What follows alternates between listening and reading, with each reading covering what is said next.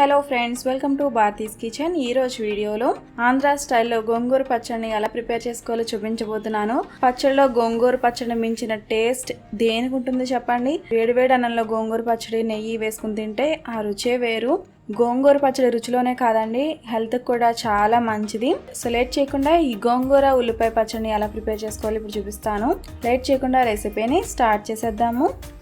First ఈ recipe కోసం ఒక ప్యాన్లో 1 టేబుల్ స్పూన్ వరకు ఆయిల్ని వేసుకుని ఇందులో 1/2 టీ స్పూన్ మెంతులు ఎక్కువ వేయకండి, చాలా కొద్దిగా మాత్రమే వేసుకోవాలి. 1/2 టీ స్పూన్ ఆవాలు, 1/2 టీ స్పూన్ జీలకర్ర, 2 టీ స్పూన్స్ వరకు పచ్చిశనగపప్పు, అలానే 6 నుంచి 8 వరకు ఎండుమిరపకాయలు, అలానే పచ్చిమిర్చిని కూడా వేసుకోవాలి. ఇక్కడ నేను పచ్చిమిర్చికి నాట్లు పెట్టి వేసుకుంటున్నాను. సో ఇలా వేసుకున్న తర్వాత బాగా ఫ్రై అయ్యేంత వరకు కూడా కంటిన్యూస్గా మిక్స్ చేస్తూ లో ఫ్లేమ్లోనే ఫ్రై చేసుకోవాల్సి ఉంటుంది. ఈ రెసిపీకి నేను పచ్చిమిర్చి ఎండుమిర్చి కలిపి యూజ్ చేస్తున్నానండి. మీరు కంప్లీట్గా ఎండుమిర్చిని యూజ్ చేసుకోవచ్చు, లేదంటే కారం కోసం కంప్లీట్గా పచ్చిమిర్చిని కూడా యూజ్ చేసుకోవచ్చు. బట్ ఆకుకూరలు మనం పచ్చడి చేసినప్పుడు లేదా కూరలు చేసినప్పుడు ఎండుమిరపకాయలతో చేసినట్లయితే టేస్ట్ బాగుంటాయి. పచ్చిమిర్చి కారం తక్కువ ఉంటే కొంచెం ఎక్కువ పడతాయండి. సో ఇలా ఫ్రై చేసుకున్న తర్వాత వీటిని ఒక మిక్సీ జార్లోకి ట్రాన్స్ఫర్ చేసుకోవాలి. సో ఇవి వెంటనే గ్రైండ్ చేయకండి, వీటిని పక్కన పెట్టుకోండి చల్లారేంత వరకు. నెక్స్ట్ ఇదే ప్యాన్లో ఆల్రెడీ కడిగి పెట్టుకున్న గోంగూర ఆకుల్ని వేసుకోవాలి. ఇక్కడ నేను చిన్న కట్టల్ని 5 కట్టల వరకు తీసుకుంటున్నాను. మీడియం సైజ్ కట్టలు అయితే 3, లేదు బాగా పెద్ద సైజ్ కట్టలు అయితే 2 కట్టల వరకు తీసుకోవాలి. గోంగూర ఆకుల్ని బాగా కడిగిన తర్వాత వేసుకోవాల్సి ఉంటుంది.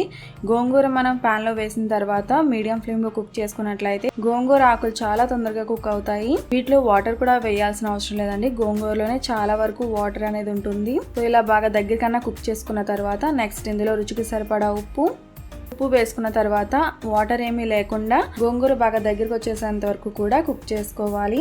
ఈ టైంలో మీరు గోంగూరని పర్ఫెక్ట్గా కుక్ చేసుకున్నట్లయితే వాటర్ ఏమీ లేకుండా పచ్చడి కూడా నిల్వ ఉంటుంది. ఇలా కుక్ చేసుకున్న తర్వాత స్టవ్ ఆఫ్ చేసుకుని ఈ గోంగూరని చల్లారబెట్టుకోవాలి. నెక్స్ట్ ఆల్రెడీ మనం ఫ్రై చేసి పెట్టుకున్న తాలింపుని గ్రైండ్ చేసుకోవాల్సి ఉంటుంది. కొద్దిగా వాటర్ వేసుకుంటూ గ్రైండ్ చేసుకోవాల్సి ఉంటుంది. సో ఇక్కడ మనం గ్రైండ్ చేసుకునేటప్పుడు వాటర్ వేసేటప్పుడు వేడి నీళ్ళు వేసుకున్నారనుకోండి, పచ్చడి మీకు నిల్వ అనేది ఉంటుంది.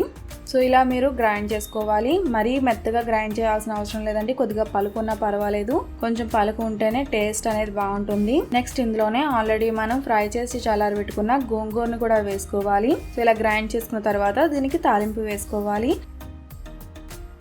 నెక్స్ట్ తాలింపు కోసం ఒక ప్యాన్లో 2 టేబుల్ స్పూన్స్ వరకు ఆయిల్ని వేసుకుని నెక్స్ట్ ఇందులో 1/2 టీ స్పూన్ ఆవాలు, 1/2 టీ స్పూన్ జీలకర్ర, 1 టీ స్పూన్ పచ్చిశనగపప్పు, అలానే వెల్లుల్లిని కూడా వేసుకోవాలి. వెల్లుల్లిని దంచి వేసుకోవాలి. నెక్స్ట్ ఒక ఎండుమిరపకాయ ముక్కలు, కొద్దిగా కరివేపాకు కూడా వేసుకుని ఫ్రై చేసుకోవాలి.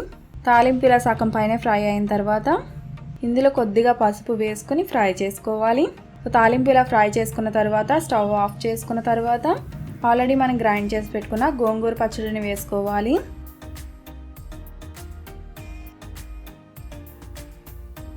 తాలింపు బాగా కలిసేంత వరకు బాగా మిక్స్ చేసుకున్న తర్వాత నెక్స్ట్ ఇందులో సన్నగా తరిగిన ఉల్లిపాయ ముక్కల్ని కూడా వేసుకోవాలి.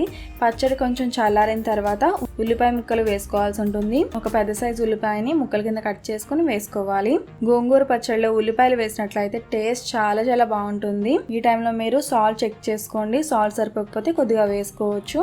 ఇలా నేను చూపించిన విధంగా గోంగూర ఉల్లిపాయ పచ్చడిని మీరు ట్రై చేసి చూడండి, చాలా బాగా కుదురుతుంది, చాలా టేస్టీగా కూడా ఉంటుంది. చూసారు కదండి, ఇలా చాలా చాలా సింపుల్ గా గోంగూర ఉల్లిపాయ పచ్చడిని ఇలా ఈజీగా ప్రిపేర్ చేసేసుకోవచ్చు. సో ఈ రెసిపీని మీరు కూడా తప్పకుండా ట్రై చేసి మీ ఫీడ్బ్యాక్ని నాకు ఈ వీడియో కింద కామెంట్ సెక్షన్లో తెలియజేయండి. ఈ రెసిపీ మీకు నచ్చినట్లయితే తప్పకుండా లైక్ చేసి మీ ఫ్రెండ్స్ అండ్ ఫ్యామిలీస్ కూడా షేర్ చేయండి. మరిన్ని మంచి రెసిపీస్ కోసం ఛానల్ సబ్స్క్రైబ్ చేయండి. అలానే తర్వాత వచ్చే బెల్ ఐకాన్ కూడా క్లిక్ చేయండి. Thanks for watching.